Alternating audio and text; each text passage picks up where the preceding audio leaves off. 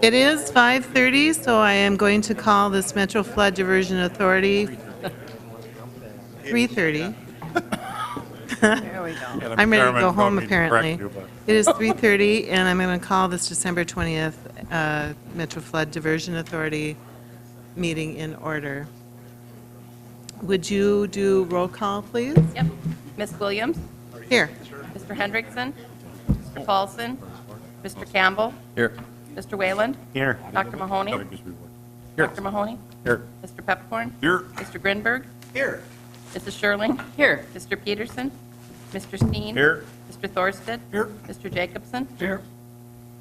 And Mr. Paulson is now here. Here. Thank you. So we have, on the first item is approval of minutes from the previous meetings, which So is moved. item 2. Second. We have a motion by Tim, seconded by Kevin. Comments, questions? All those in favor signify by saying aye. Aye. Those approve, otherwise, same sign, and the minutes are approved. Order of agenda, we do have one item to change. We will not be doing 5B, which is the cost share agreement with MetroCog today. So if you can make that change, and if I can get a motion for the agenda. Move to it'd be approve great. with the change. Motion made by Grant. Do I have a second? Second. Second by Joel. All those in favor signify by saying aye. Aye. Those opposed, same sign, and the order of agenda is approved. So management, our PMC report. Martin? Thank you. So, Chairman, members of the board, happy to present the current PMC report for December. Lots of activities over the last month and a half. You'll recall we did not have a PMC report in November as we had the special board meeting on the 3rd. So over the last month and a half, the authority has reviewed and commented on the Minnesota DNR final supplemental EIS and continued to work with Minnesota DNR and other parties to advance the permit application review, which everyone is crossing their fingers and holding their breath and hoping it comes soon. One of the significant accomplishments over the last month and a half is that on December 3rd, you accepted the Plan B opinion of estimated cost, endorsed the financial plan proposal, and directed Diversion Authority staff and consultants to pursue additional federal funding through an amendment to the PPA, additional state appropriations, and a low-interest long-term loan. That's a long bullet, but that is essentially the text of the motion that was adopted on December 3rd. There have been multiple briefings and activities since that time. The Business Leaders Flood Task Force on the project status, they've been briefed. Work has continued to advance on resuming land acquisition and outreach after permit and environmental approvals are obtained, and that includes a task order to do the long term, and I think Rocky has some additional comments on outreach on his report for the outreach committee. Coordination with Diversion Authority leadership on pre-legislative session briefings has begun, and some of those discussions I think are ensuing and underway, getting ready for both Minnesota and North Dakota requests. Hosted a booth and presented the project update. I think, Mary, you were involved in that project update at the North Dakota Water Convention, and received and presented findings from the Phase 1 flowage easement study by Crown Appraisals. That presentation was made yesterday at Land Committee, and it may be one that you might want as a board given to the full board as well. But that was first presentation was yesterday at Lands. Priority areas moving forward, and you'll note the big contingency there in the title. This is pending a Minnesota permit decision. Many of these will be adjusted or accelerated depending upon the outcome of that decision. But clearly consistent with the board decision on the 3rd to coordinate with local entities to secure state grants and loans, to submit the request for amending the PPA to secure additional federal funding, support the core efforts to certify the federal project cost estimate. Schedule for that is now scheduled to be complete by the end of January, so that can move forward. and of course, resume land acquisition and impacted properties mitigation activities. That concludes the text of the report, and I can move into overall program status and the cash budget status. The overall program status was reviewed yesterday in Finance Committee. I won't go into line-by-line detail, but of the 2.2 program budget in 2015 dollars, the actual cost to date are $442,208 roughly, leaving a remaining program budget of $1,763,358,167. Two comments on this. One, it was discussed at Finance yesterday that starting in January, since the board has adopted the $2.75 billion estimate, we will adjust the budget to reflect the 2.75 versus the 2.2 and update that, track against the 275. And yesterday it was noted that at a project cost estimate, the program status, we are carrying some of the financing costs recorded by the city below the line. So when you add those to our numbers, it does match the Finance Committee packet expenditures of $450,374,299 to date. The cash budget for this year, again, in summary, against that original budget of $82,554,394 paid to date is $34,533,687 in calendar year 2018, leaving a balance of the 2018 budget of $48,020,707. And that concludes the PMC information for this month. Happy to entertain any questions. Any questions for Martin? Thank you. We're on to administrative legal items, and the first one is the generator MOU, the shared cost with Fargo. John? Thank you, Madam Chair, members of the Diversion Authority Board. Before you have a relatively simple MOU between the City of Fargo and the Diversion Authority regarding some cost share for generators that provide backup to a lift station number 23 constructed by the Diversion Authority and to some City of Fargo infrastructure. You'll recall back a number of years ago, the Diversion Authority was constructing in-town infrastructure. City of Fargo has other systems that need to be backed up. The technical staff made a decision that it would be more cost-effective to share the backup generators. This MOU is really about sharing and allocating the cost of operations and maintenance of those backup generators. Under the agreement, the cost share is 35% for the operations and maintenance for these generators to the Diversion Authority and 65% to the City of Fargo. Any of the major items of expense for operations and maintenance over $10,000 would also be split in that same manner between the two entities. City of Fargo has already approved the MOU. Nathan can certainly answer any technical questions you have. I can answer any legal questions. The term of the MOU is 10 years, and it automatically renews for 10 years, 10-year periods. So.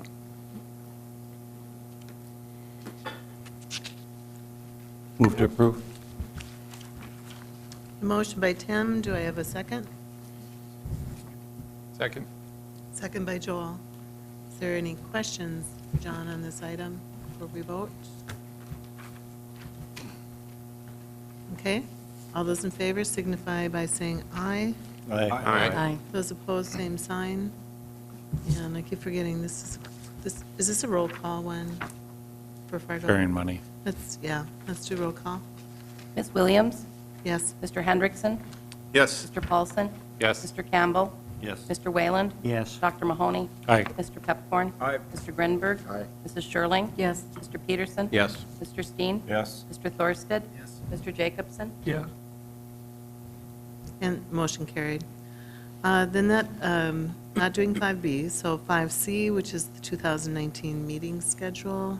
Did you want to just note it or ask more questions? Well, I actually had, I think, one major question for the board, followed by a couple sub-questions.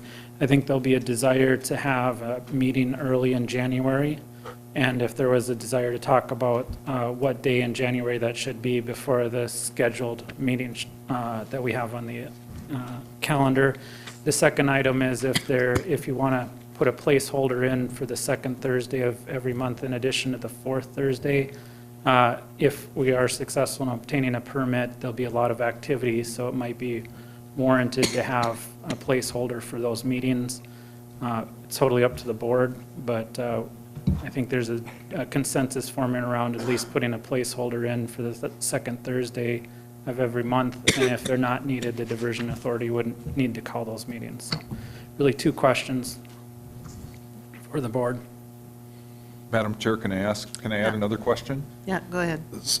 So let's say hypothetically that we get an approval from the DNR, do we need to meet almost immediately after that? Or is there not that big of a rush if something like that happened? That's for John. That's a great question. I think there are a number of items that will need to be addressed if we're able to obtain a permit from the Minnesota DNR.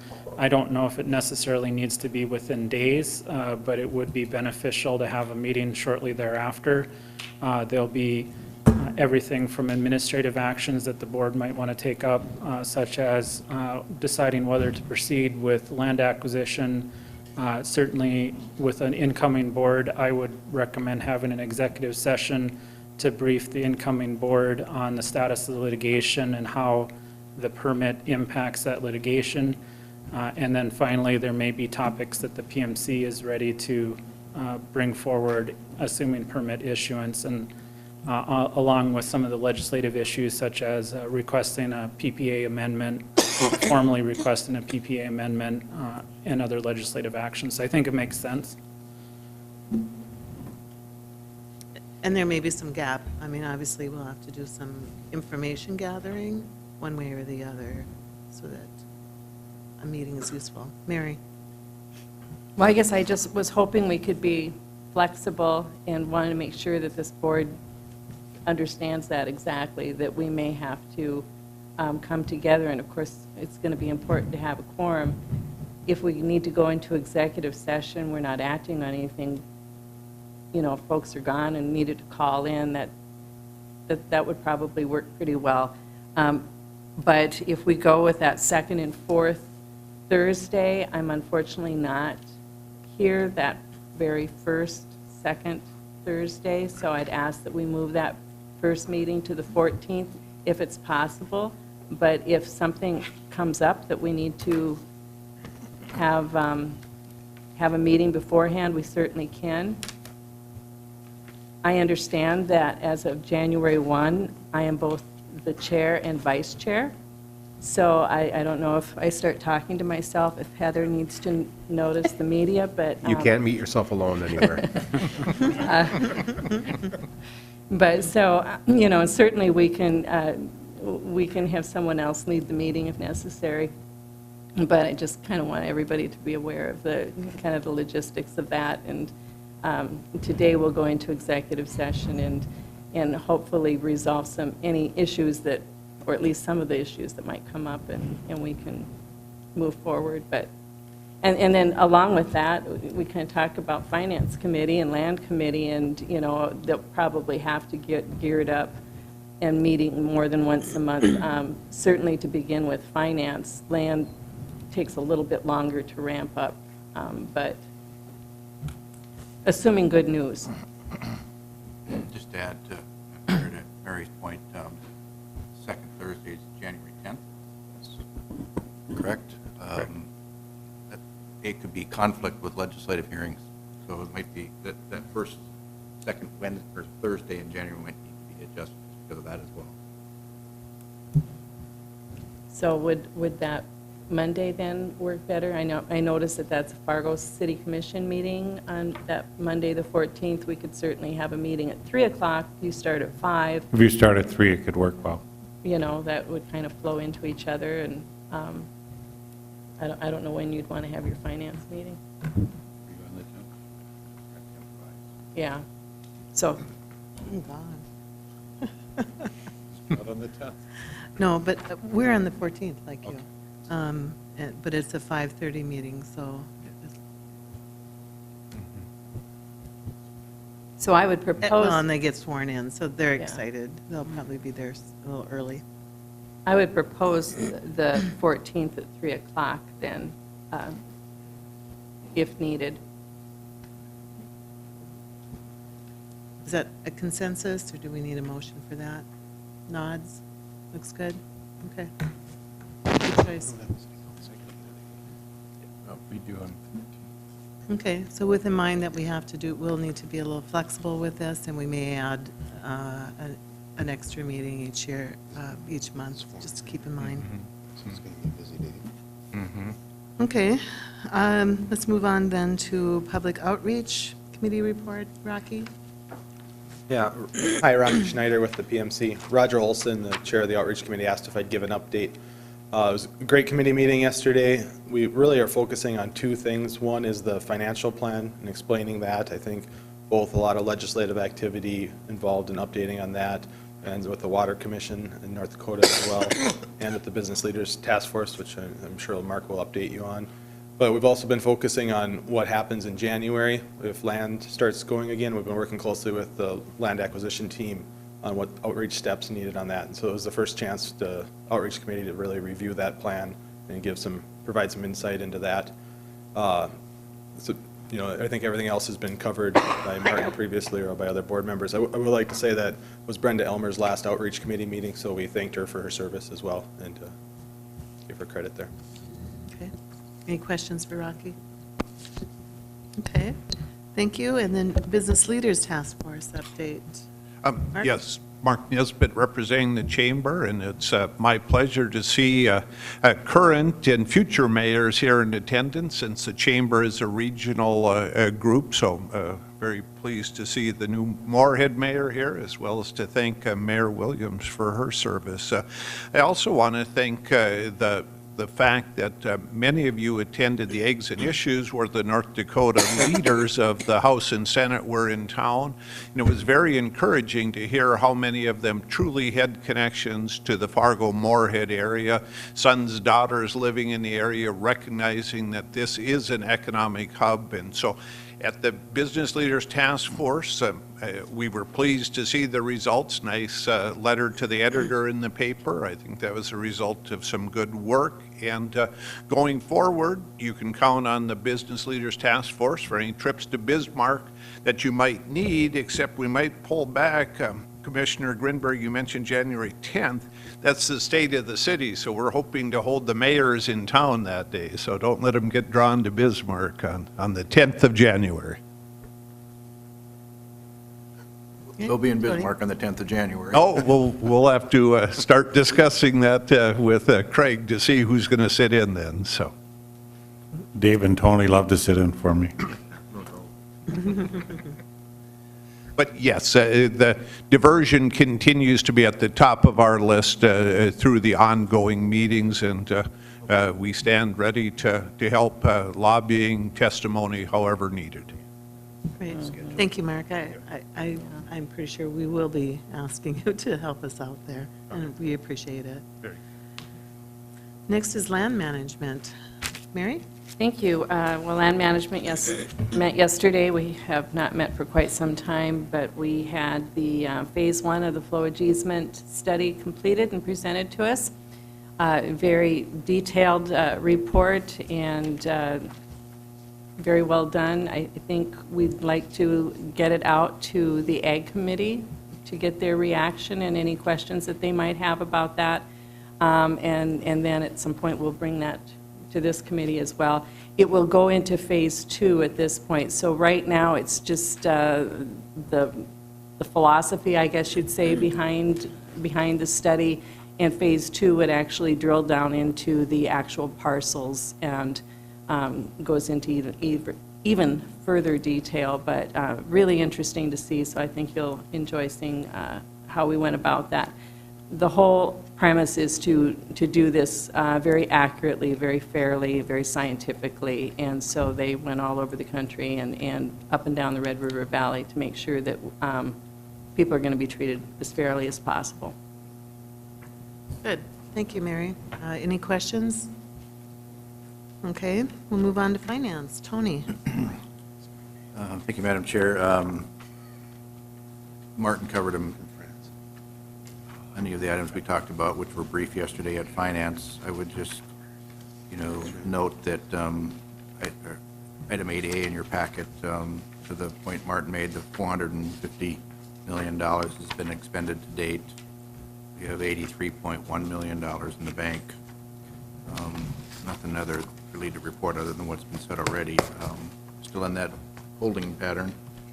So that would be the short committee report on that. Item 8B would be a motion required for the approval of the voucher request for payments to Dorsey Whitney, North Dakota Waters Users Association, and Onstead Twitchell for $93,902.43. Move that. I'll move 8B. Second. His motion is second. Any questions on that item? Roll call vote? Ms. Williams? Yes. Mr. Hendrickson? Yes. Mr. Paulson? Yes. Mr. Campbell? Yes. Mr. Wayland? Yes. Dr. Mahoney? Yes. Mr. Pepcorn? Aye. Mr. Grinberg? Aye. Mrs. Shirley? Yes. Mr. Peterson? Yes. Mr. Steen? Yes. Mr. Thorsted? Mr. Jacobson? Yes. Madam Chair, I don't believe there's any contracting action items as listed. Oh, there, Martin will take care of that. And then we do have a Q1 budget that we did endorse yesterday at Finance. It's not listed here, but we have that to present as well. Oh, okay. It should be at everyone's table, the document that looks like this. And motion carried, by the way. Martin? Okay, thank you. Chairman, members of the board. Some co-executive director approved task order amendments for this month include some task orders for HMG to continue services on permit submittal preparation and other related, adding some budget and extending the period of performance to through December of 2019 to support the dam permit and FEMA Clomer. On task order 21, amendment 5, B3 request for proposal procurement. That is a no-cost change to reallocate some unused subtask budget and extend the period of performance really for all their work through December 31st of 2019 as well.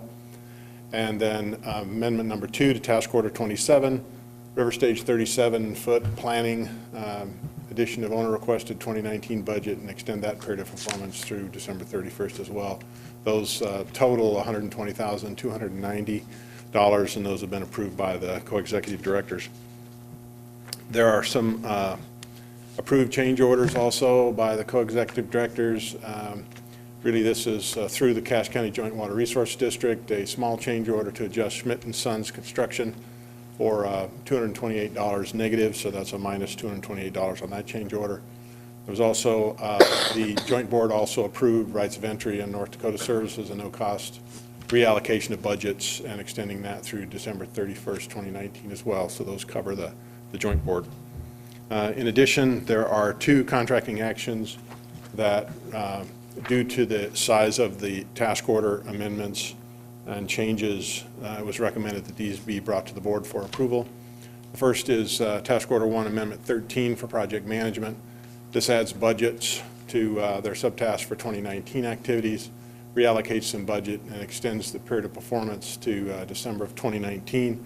Important to note that this is related to activities for continued in-town services, so those are not infected by the Minnesota permit question or the injunction.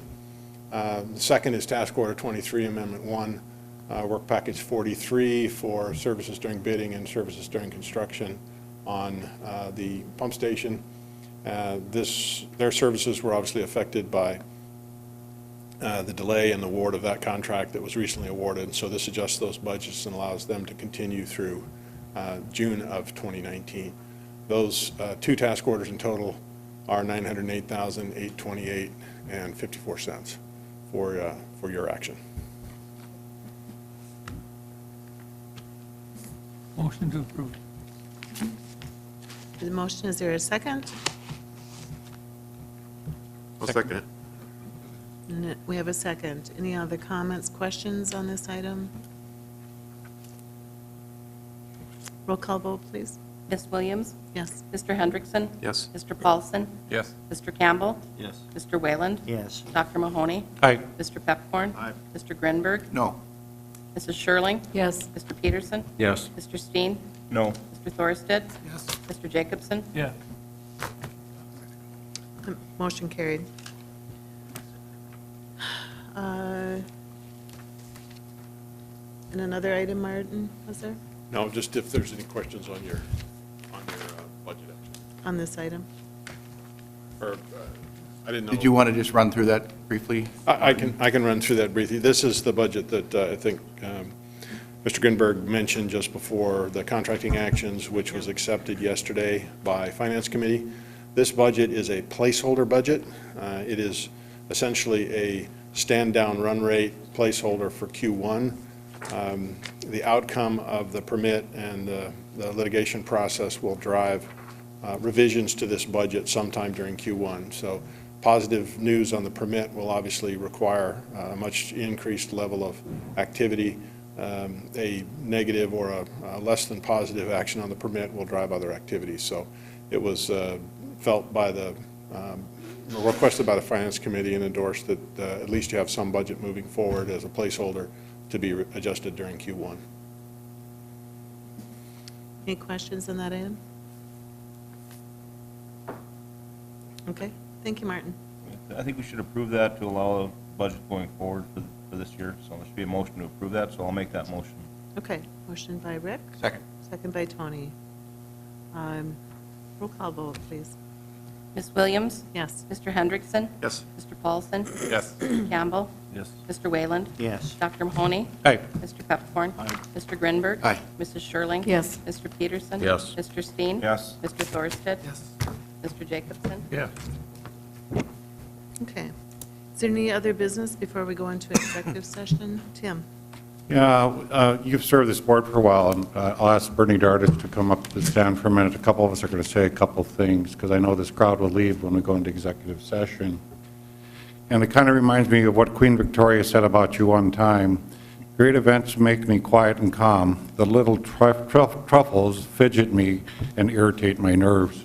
So I know. Are you talking about me? Yeah. So I know when I do little things to you, it irritates you, so.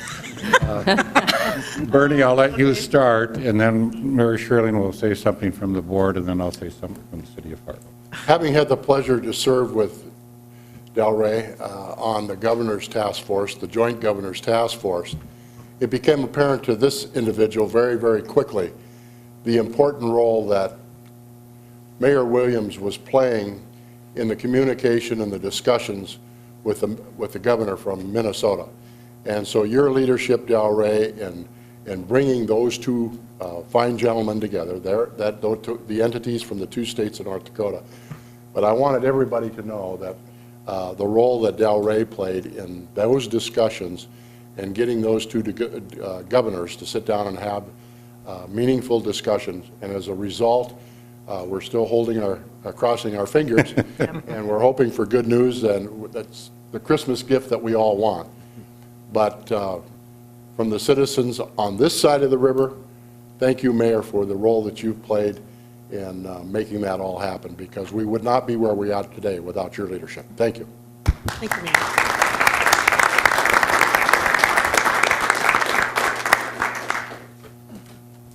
Well, thank you, Delray. We're gonna miss you.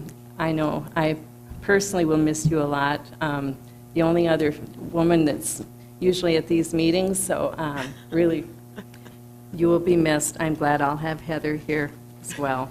As you know, Mayor Williams commonly wears white blazers in recognition of the efforts of women's rights and suffragists throughout the nation's history and in today's society. As Moorhead's first female mayor and as the FM Diversion Authority's first female chairperson, Delray shattered some glass ceilings and truly is an inspiration for our area's residents. Fittingly, this beautiful glass vase Oh, my gosh, yeah. features a striking balance between white blown glass and a deep blue accent base, combining Delray's passion for equality with her work towards a metro-wide solution for flood protection. And truly, Delray, you were the right person to have this position at the right time. Your calm demeanor was a steady hand for us as we've gone through this frustrating time. I appreciate your efforts so much. Thank you. Thank you very much.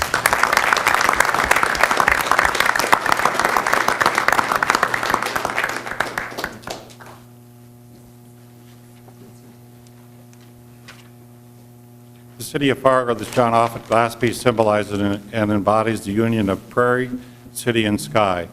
Just like Fargo and Moorhead, we are truly one united metro in the prairie. This piece channels light, transparency, and the creation of depth found at a distant horizon. The symbolism was poignant for me and very fitting for our personal and professional relationship I've enjoyed with you over the last several years. Delray has been insightful, intelligent, compassionate, and full of heart. She is very articulate and a continued advocate for her citizens. Her leadership across several areas, including but not limited to the FM diversion, will forever be remembered and valued. She will undoubtedly remain a tireless champion for this area. I have no doubt we'll see more of great innovative things coming from this leader. Delray, I want to thank you for being a valued colleague, a fellow mayor, and more importantly, a friend. Congratulations.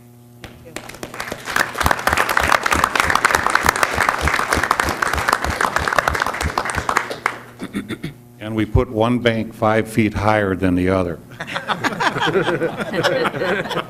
And it's a John Offutt. I love John Offutt. Thank you. Okay. And with that, I know Dave loves to do this. So would you like to do the motion? You bet. I'll make the suggested motion. I move to go into executive session pursuant to NDCC 44-04-19.1, subsections 2 and 9, to consult with its attorneys regarding the ongoing litigation in the matters of Richland Wilkin JPA and the Minnesota DNR versus the United States Army Corps of Engineers and the Fargo-Moorhead Flood Diversion Authority as intervener. Civil file number 13-CV-02262-JRT-LIB. And the contested case hearing before the Minnesota Office of Administrative Hearings regarding the Minnesota DNR permit for the Metro Flood Diversion Authority. Do I have a second? Second. Second by Chad. And with that, say aye if you're for it, Aye. and aye if you're not. And we're off to executive session. We don't expect to come back, so we will be adjourned until next meeting. Delray? Motion? Motion to adjourn second.